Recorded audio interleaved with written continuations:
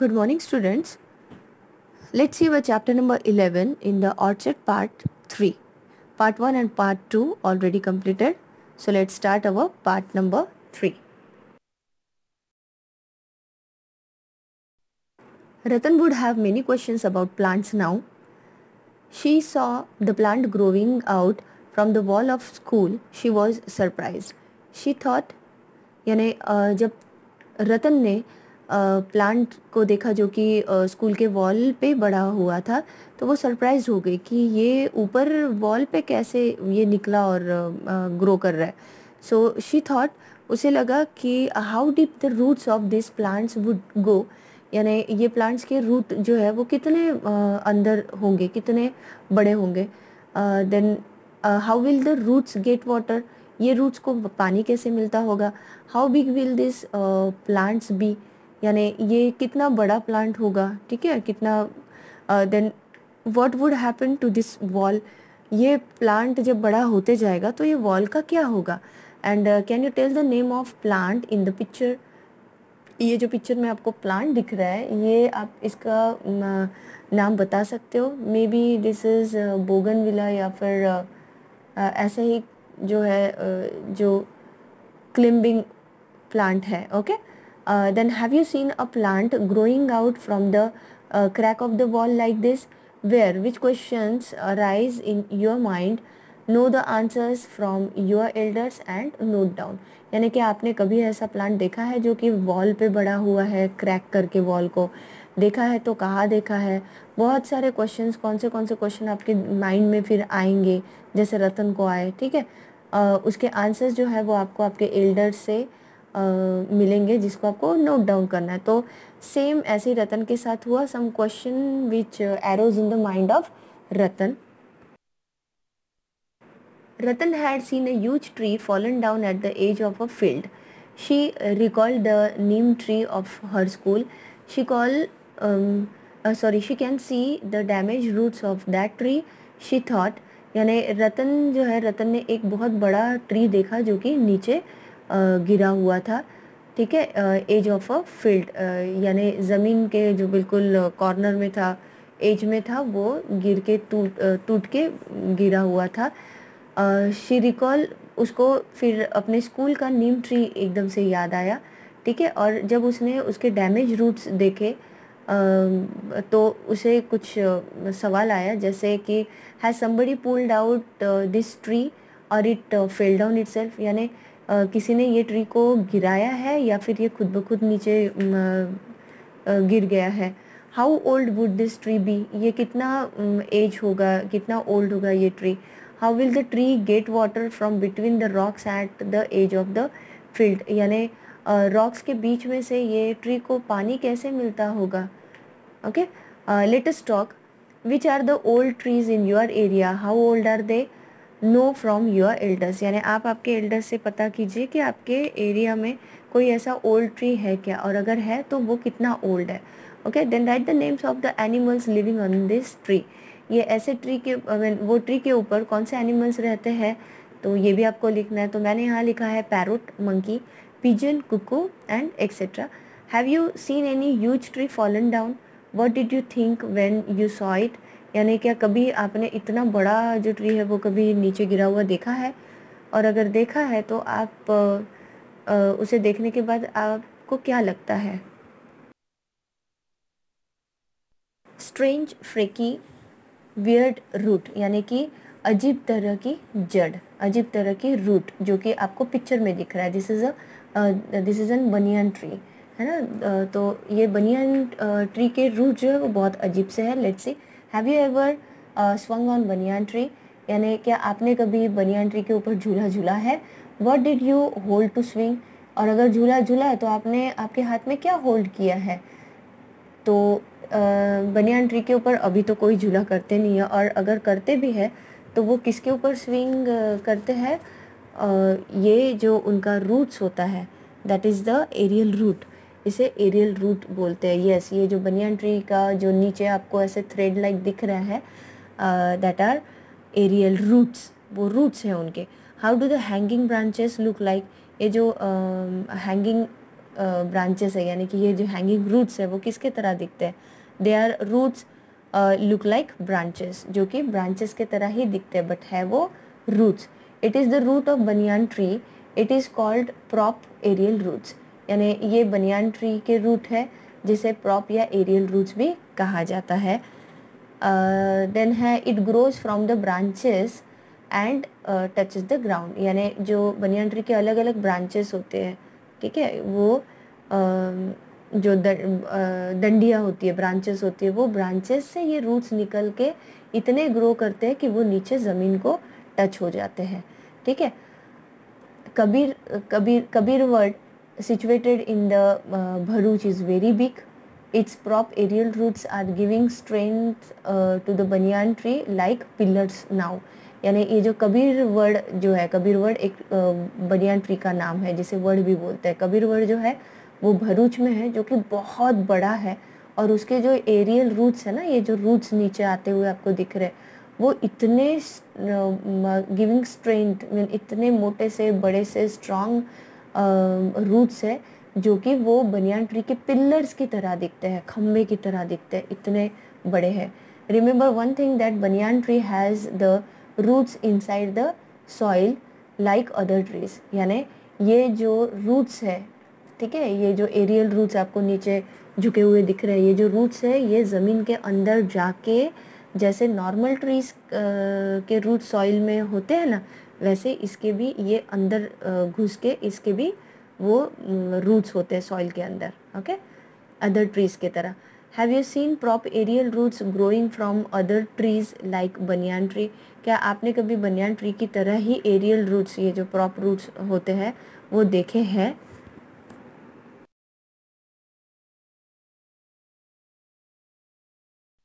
Let us do activity. Gather in group of 3-4. Tell who will bring what from the list given below. Green gram यानी कि मूंग, wheat बाजरा, mustard ग्राम और kidney beans यानी कि rajma, and cotton. Every group will work with only one kind of seed. Soak some seeds the whole night at a bowl filled with water. Take cotton and wet it. Put the cotton on the mouth of glass. Tie it with rubber band or thread tightly. Take out soak seeds from water and put it on the cotton. Take care that cotton will not dry. Observe the changes in the next 10 to 12 days. Have you seen sprouts coming out from the seed? How are the germinated seeds are look on the 4th and 8th day? Draw their pictures. यानी कि आपको क्या करना है, ये एक activity है जो कि 3-4 बच्चों का एक ग्रुप बना के आपको एक ग्लास में एक तो मूंग लीजिए या फिर वीट बाजरा मस्टर्ड ग्राम या फिर किडनी बीन्स यानी कि राजमा एंड कॉटन. आपको वो कॉटन जो है वो ग्लास में अंदर डालना है. ठीक है. देन जिसमें वाटर भी हो उसमें कॉटन डालना है. कॉटन के ऊपर ये जो सोक किया हुआ मूंग है वो आपको डालना है और उसको वैसे ही टाइटली वो रबर बैंड से बांध के रखना है. और आपको देखना है 4th डे या 8th डे में कि ये उसका जर्मिनेशन ऑफ सीड हुआ है क्या. यानी वो स्प्राउट्स जो उसमें से निकलते हैं वो 4th डे में कितने निकलते हैं, 8th डे में कितने निकलते हैं, ये आपने पहले भी सीखा हुआ है. तो इट्स वेरी इजी, आपको ये करके देखना है. आप घर पे भी करके देख सकते हैं. ठीक है. नाउ सी हियर, मैंने यहाँ पे 2 पिक्चर ऑलरेडी स्प्राउट्स के दिए हुए हैं. डे 4 में ये कैसे स्प्राउट उसमें से निकले हुए हैं जो कि छोटे छोटे हैं. देन डे 8 में ये नियर अबाउट 1 सेंटीमीटर जितना लंबे वो स्प्राउट्स उसको आए हुए हैं. Right in your notebook. अभी आपको आपके नोटबुक में लिखना है have you observe the changes in the soak seeds. क्या आपने ऑब्जर्व किया है ये सोक सीड्स के चेंजेस को. Compare them with dried seeds and right. आपको इसको कंपेयर करना है सूखे हुए सीड्स के साथ और उसके बारे में लिखना है. उसके ऊपर ये क्वेश्चंस नीचे दिए हैं. What would happen if the cotton got dried. क्या होता है अगर कॉटन सूख जाएगा. तो seed will not get water. Obviously cotton के ऊपर जो सीड रखी हुई है उसको पानी मिलेगा नहीं, है ना, क्योंकि कॉटन ही गीला नहीं है, ड्राई हो गया है. देन है in which direction the root and the stem grow. अगर ये कॉटन गीला है और उसके ऊपर सीड है तो वो कौन से डायरेक्शन से रूट उसके आएंगे और स्टेम्स ग्रो करेंगे, तो ऑब्वियसली डाउन साइड में आता है।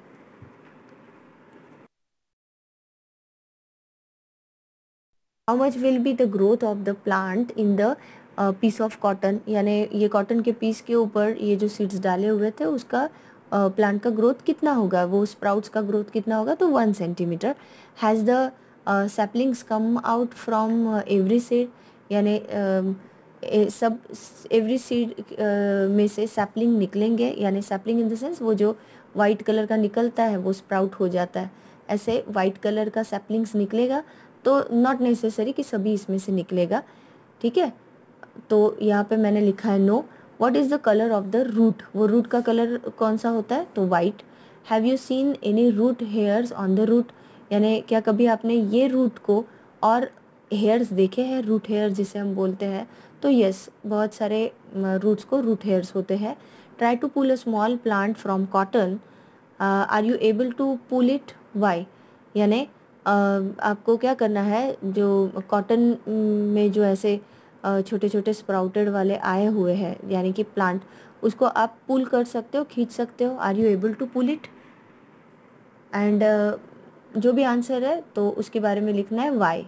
ठीक है, are you able to pull it, so मैंने यहाँ पे लिखा है no because roots has hold the cotton, तो नहीं, इसको हम खींच के नहीं निकाल सकते कॉटन में से, क्योंकि कॉटन जो है वो कॉटन ये जो सॉरी रूट्स है, ये रूट्स कॉटन को बिल्कुल पकड़ के रखते हैं, तो वो नहीं निकल सकता है। Do you see how firmly the roots hold the cotton, think that roots are holding the land also firmly like this, look at the plant which your friend has grown, यानी जैसे ये कॉटन को roots पकड़ के रहते हैं वैसे ही same soil में जब रूट्स होते हैं वो रूट्स भी सॉइल को पकड़ के होते हैं, जिसके कारण इजीली वो निकलते नहीं हैं। नाउ व्हाट इज ग्रोन, ठीक है, इसमें से अभी हमें देखना है कि क्या ग्रो करते हैं। ठीक है, Arifa and Rupali did the above activity, Arifa और रूपाली ने ये जो अभी एक्टिविटी हमने देखी है स्प्राउट्स वाली वो करके देखी थी। When asked they saw the grown grass, what did they grow, they have different idea for the grown things. ठीक है, यानी उन्होंने जो ये एक्टिविटी की थी तब उनको पूछा गया था, they saw the grown grass, उन्होंने ग्रोन ग्रास देखे, व्हाट डिड दे ग्रो, उन्होंने क्या ग्रो किया था, दे हैव डिफरेंट आइडिया, उनके पास डिफरेंट आइडियाज थी for the grown things. So let's see, Arifa made this list, leaves, Neem seed, bird, puppy, nails, fish, यानी जैसे ये जो मूंग है वो ग्रो किया था वैसे और क्या क्या ग्रो होते हैं, तो उसने आरिफा ने अपनी लिस्ट बनाई कि लीव्स ग्रो होते हैं, neem seed, bird, puppy, nails, fish, ये ग्रो करते हैं, बढ़ते हैं। Then moon, tree, eye, hair, watermelon, mosquito, crow etcetera are there in Rupali's list, Arifa के लिस्ट में है जो ऊपर लिखा है आरिफा के पॉइंट में, और रूपाली के इसमें जो लिखा है that is moon, tree, eye, hair वगैरह। ठीक है, तो what do you think which things will grow from the list of Arifa and Rupali, तो आपको क्या लगता है कि ये जो रूपाली एंड आरिफा है उन दोनों के लिस्ट में से क्या चीज़ें ग्रो कर सकती है, ग्रो होती है। Why don't you create your own list of the things which can grow? You can add the things from Arifa and Rupali's list in your list, यानी रूपाली और आरिफा की तो लिस्ट ऊपर दी है जिसमें से हमको देखना है कि उसमें से क्या ग्रो करता है, लेकिन आप अपनी कोई ऐसे लिस्ट भी आप बनाओ कि क्या ग्रो कर सकता है। तो मैंने यहाँ पे जो लिखे हैं that are plants, hair, nail, baby, tree, puppy, bird, fish, mosquito and crow, ये जो चीज़ें हैं ये ग्रो कर सकती है। Think of yourself, how many changes come with time in you also, have you grown in any way, for example does your height increase, how tall are you in the last 1 year, यानी जैसे ये चीज़ें grow करती है आप अपने आप को खुद को देखो कि आप में क्या चेंजेस होते हैं, आप ग्रो करते हो राइट, तो आप में क्या चेंजेस होते हैं, जैसे कि आपका हाइट इंक्रीज़ हुआ, बढ़ी आपकी हाइट, और आप लास्ट ईयर कितने ऊंचे थे, कितने टॉल थे और अभी कितने टॉल हो. And imagine that you had never cut your nails. Draw a picture of your fingers in your notebook showing what it looks like. यानी आप इमेजिन करो कि आपके नेल्स अगर आपने कट नहीं किए तो वो कितना बढ़ते जाते हैं, जिसका आपको ड्राइंग भी करना है फिंगर्स का. एंड ऑब्जर्व करना है कि in your notebook showing what it looks like, वो कैसे दिखते हैं. ठीक है. So here is our part 3 also completed. Our chapter number 11 whole completed. Okay. Your homework is कि ये जो मैंने टेक्स्ट बुक में लिखा हुआ है वो आपको आपके टेक्स्ट बुक में कॉपी करना है and read this chapter whole again. Okay. So see you in next lecture. Till then take care. Bye bye.